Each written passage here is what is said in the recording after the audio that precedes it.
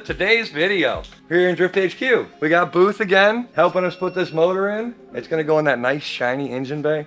But luckily for us, we were smart. We dropped everything out of the bottom of the car, so putting the engine back in the car, it's gonna be a lot easier than trying to finagle the bagel and get it into the engine bay without scratching it. Because Ray and Josh did such a great job, we don't want to touch it. So we're just gonna drop the car on top of the engine, bolt it up, and we'll be good to go. And then we get to finish our fabrication on this and get everything plugged in, get everything tidied up, because this weekend we're going to Summit Point. Feint or fright? Faint. Faint. Say it again. Do it again. Feint or fright? No, faint. Faint? Yeah, say it again. That's feint. That's faint. Feint is F-A-I-N-T. Well. F-E-I-N-T is feint. It's faint. Oh, Crickett, you're gonna create so many comments. Yeah, all right, let me know. Is it feint or faint? Either way, these are badass t-shirts. Make sure you come to our October event. We're gonna be up Summit Point, West Virginia, and there'll be a day of learning. We're actually teaching 30 drivers how to drift. 40. 40 drivers, holy shit. Okay, so 40 drivers, even better. Very excited. But for now, we're gonna put the engine in the car. We're gonna get everything tied up in here so we can give this car away. So don't forget to spend your $5. Every $5 gets you entered to win this bad boy. So, and I know somebody was asking about the Japanese plate, if it goes with it when the car gets given away. And the answer is gonna be yes. I don't know what Adam says to it, but if it came on the car, it leaves with the car. And all right, so yeah, you will get a Japanese plate. If not, we'll get you a different one. I know where Joel hides all his. This just wheeled in here and it looks amazing. He did a phenomenal job. We're scared to touch it. Cause look, even if you touch it with our hands, but yeah, shout out to Ray and Josh. They killed this. They were able to fill in all my spots that I ended up welding and filling in. So it looks factory fresh. Look, put your head forward a little bit, right there. It's a rough look. Even in the reflection, it's scary for Monday. So I got overnight parts from both sides of the world. One from Great Britain, right in London, my boys Funk, and then also our Plasma Man. So very excited. Yellow. Hold on. You got a runaway cart. Push it back towards us.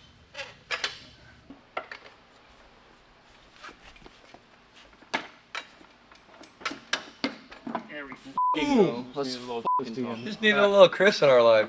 Thank you, brother. She's in. All right. So back to what I was saying. We got in overnight parts from Australia and Great Britain. Very excited. Thank you, Funk, for that, and Plasma Man for just sending those out right away. Damn, they're from Great Britain? Yeah. I like them a little more. Hey, all right. Here we go. We got Booth converted. Boys will be happy to hear that. So yeah, we got all of our stuff for the motor, so now we can, finish up our fabrication stuff today too. I was gonna say, Crickett said he's gonna finish it today, guys. I mean, if you get it in here and let me do my thing, yeah, we'll get it done. What's up? You did the fork yet or no? No, this work. I can switch back into the lock in right now. That's it. Yep. So much easier on the install part. Yeah. Taking it out, it looked really hard. I'm like, how are they going to get that back in there? Because there's like this little pin you have to pop out. So, as always, Funk just over-delivers for me. So we got our wastegate, some new wrap from them, which is sweet, definitely need that, and our T3. What else we got? Oh yeah, some insulators, which I already put one on there from what we had in stock. So I'm just going to replace the one that I took out of here. These will be good, and then it looks like, ooh. Stickers. I need to put some heat wrap on my three-wheeler and then rock one of these stickies. And then I'll give the other two to Adam. So we went with the T3 carbon as opposed to the inside-out one. One, we're not actually needing the inside-out one, so there's no point of having them send us that one. Plus, the carbon is going to match really well with all the dark colors in here. So really like that. It's going to fit perfect on that Garrett. And they give you the springs, You love to see it. And a cool little jet tag. I'm in. Thank you, Funk. You're the best, as always. Best in the business. You just took the whole assembly off like that? Yeah, still sealed, baby. What you mean? No bleeding required. Yeah, just pull the whole thing off. Yeah, if you pull out your master slave and the lines and everything all in one assembly, you don't have to rebleed your system. Pro tip. So we got a new Plasma Man in. It looks sweet. They really send you the most. All of the hardware nice and packed. Everything anodized, nice and black. It's beautiful. And now it's all plug and play from them. What you gotta do is add your own injectors. Why is there a second rail? That's for the water. There's water? Water in it. Oh, yeah, there's one attached to there. So. Oh yeah, RBs have water in them. RBs have water in them. So What? these go here, Oh, like so. there's water in the inside. There's water in the intake to help cool it. Or heat it, depending on how hot your car runs. And then those guys. And it comes with the right amount of spacer. So there we go. We got all of our Plasma Man stuff. You should shoot it from this side though, Joel, because what you don't notice, big Plasma Man. Blue painter's tape is the thing, Joel. Either this or the orange stuff, either one, you know. Whatever one we can grab from Ray and Josh over at the paint booth, that's what we grab. And I'm gonna grab some more today. So we always like to tape up our manifolds just to keep them nice and shiny. Plasma Man does a great job at making these, the fit and finish really nice. So we try to keep it that way. Also, you know, with the tape on there, if we accidentally bump it into the firewall, which we're not going to, but if we did, it would save it from scratching it, hopefully.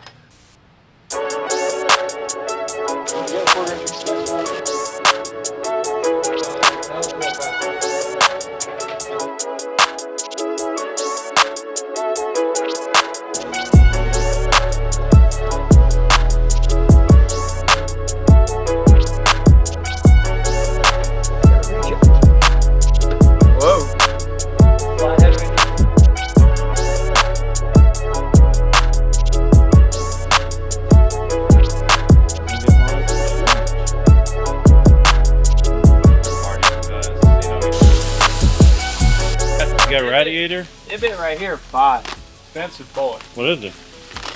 ARC. It's ARC. You can tell it's an ARC by the way that it is. Fresh shroud. From Nissan. OEM Nissan. Ohm. Ohm? Ohm.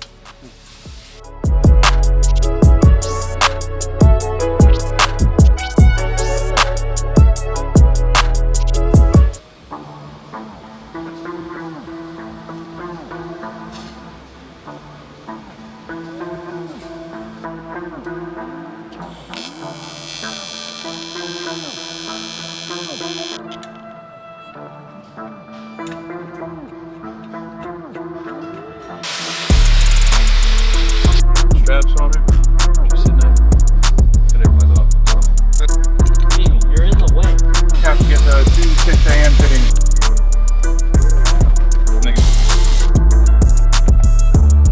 So we got this sweet radium setup.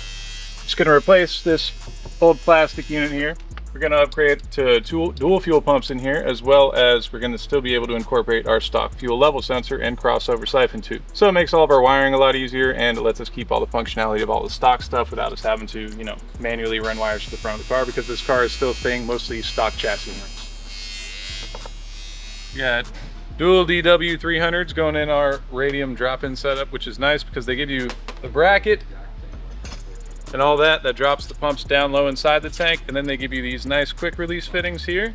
So you can actually install the whole pump assembly and then install your fuel lid and connect all your connectors and all that stuff without having to mess with anything. Makes it a lot easier. We have our 45 to our 90 that we're working off of with our HD Vibrant clamps, 2.5, and we did a 2.5 cast 90 from Vibrant and welded right onto the Garrett turbo. So right now I'm working out, not scratching this engine bay for 1, and then 2, I want this to fit right in there in the middle. So I've seen a lot of people wallow these out and make them longer. I just like this perfect little circle, and I'm gonna make it fit right in here, and it's gonna be beautiful. Yep. So on our intercooler, I ended up chopping off the end tanks, just a little spot where you have your 3-inch coupler that goes on there to weld on these 90s.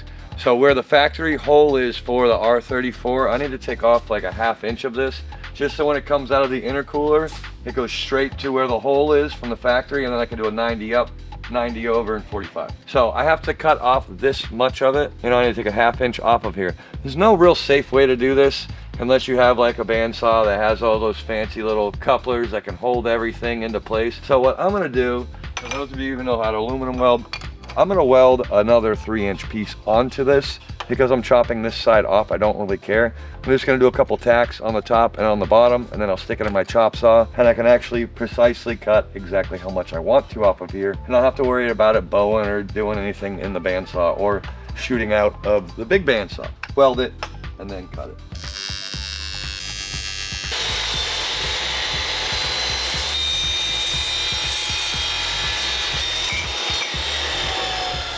Haha! Reassembly square. Another cheat code, you can buy these things for like $75 from Harbor Freight and then get yourself a bimetal blade or an aluminum blade. They're like actually more than the saw is. These are like $80. But I've had this blade for 4 years now, 5 years now, never changed it. Only cut aluminum with it. Never go wrong. Nice clean cuts, doesn't leave any chatter on the inside or outside of it. So all you're gonna do is add a little bevel to it. That way you can thin it down for the aluminum that's gonna go on it. There we go. Oh baby, that's it. Very line drive over here. Spot on.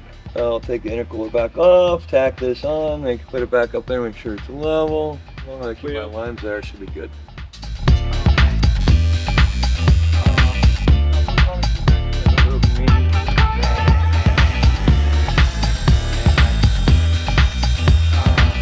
All right, so these cast 90s that go from 3 to 2.5, they have these little coupler bumps on here, so you can put clamps on there to hold it. I'm welding from this to this and from here up, so these actually don't serve me any good. It's gonna look really bad with that. So what I did was chop those off because it's gonna be welded and then welded, and I don't want a little ring around it. You know, you would be able to see that. Case in point, you can see the bump. So I just cut the bump off of both sides, that way I can weld it. And again, weld it to a longer piece, stick it in your chop saw, chop it off, go from there. Yeah. This 1 and 5/8.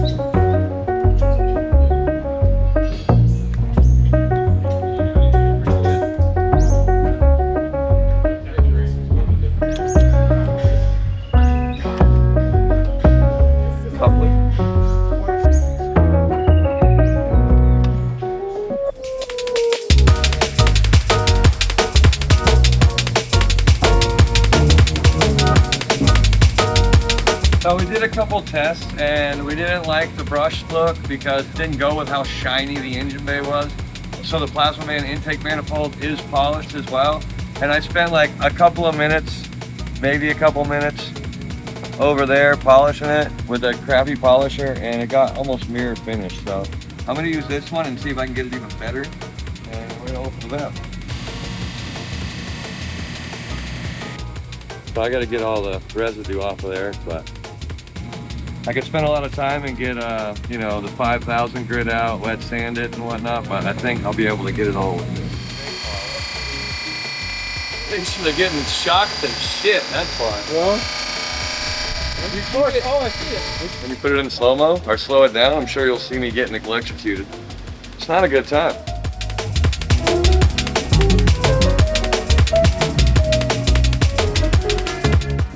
It's all coming out the tail shaft. Serious? Yeah. Oh, Silly Booth. Dry shafts are required. not the brand new MT90. Go up a little bit. I'm never gonna know how much came out. Oh man, I f***ed up. God damn it. Joel, this isn't going in the video, man. Stop filming. Booth, you're interrupting the video. Yo, God damn it, dude. How many liters is this, Donnie? How many liters on the gun? Oh, Booth, I'm Say about half a It liter. wasn't me. Yeah. It was somebody else. It wasn't me. That was you.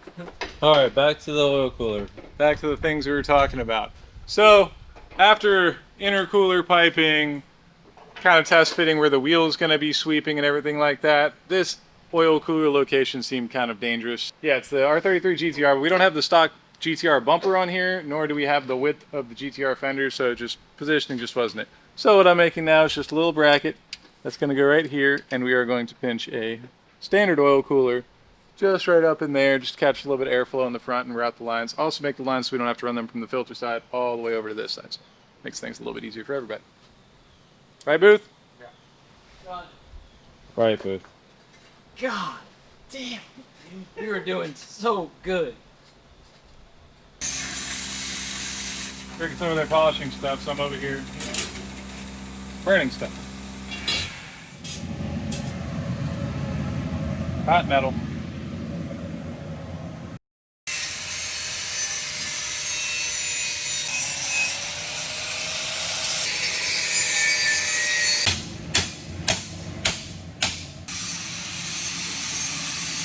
You know, every now and then, I get one. You'd love to see it.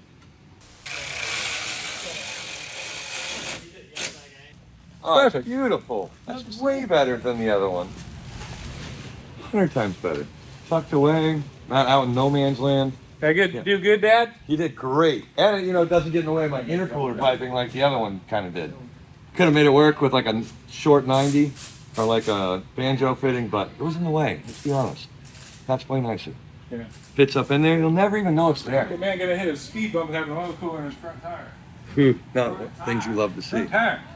All right, so we were able to put the RB25 Neo back in the car after the engine bay got painted. We were able to mock up and finish all of the intercooler piping for it. I was able to do the down pipe as well for it. That's all finished up. Everything has the couplers on it on the top. We still have to throw a couple clamps right there, but everything is set. We're only waiting on a few extra things like our all of our hardware for the motor still hasn't come in yet.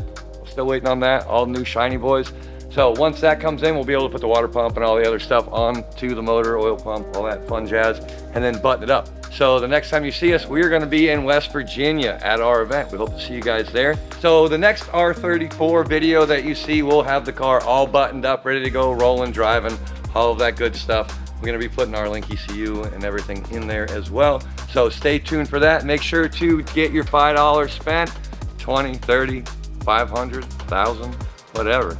Every $5 gets you a chance to win this bad boy. And it's gonna be better than TJ's, let's be honest. Like, subscribe, comment. We're almost to 100K, let's get there, baby. Chris is checking. He's looking right now. He's been refreshing this whole time. Refresh.